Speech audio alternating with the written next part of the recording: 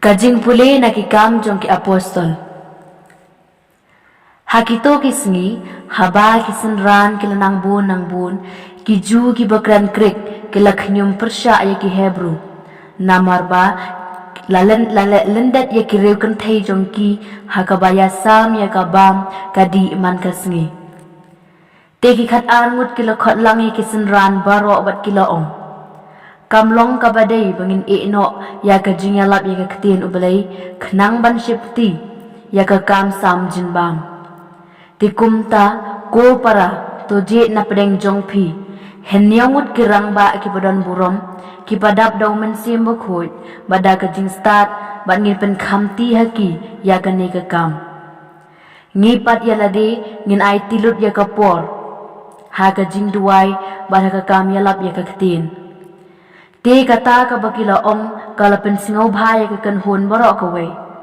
kumta ki lajit yo Stefan Ubreu ubadap da kejinget badaw mensim bukut badiaw Philip uprokoros unikanor utimor uparmenas badu Nicholas ujentil na Antioch ubalakala siya kanyam Jew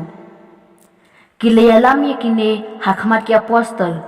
kibaladuay batbu yalaki kiti halor jongki bat kaktin ublay kalanang priang bat ka jingbun ki senran kala ki ushikat day ha Jerusalem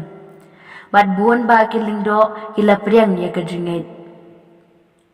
ka ktin jong turai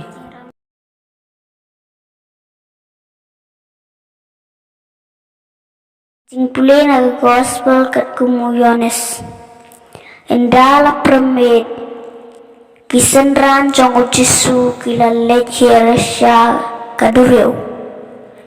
kila lek na kaleng bat kila sedang banking sya siliang kadureu sya kaperna menta kaladom bat ujisu patvan syaki kadureu kalakhe deu namarba kalel kabajur kalabe habat kilaking kumba lai ni saumer kila yo iya ujisu ba uyat halor ka duryo bat uwan syajan kaleng kila septing Henry ulaong haki day mga wat septing de kila sngew kumen pankot Shong yau hakaling bat markumta hi kata kaling kalak poi syakata kajaka ba kila mut panlek ke gospel jong try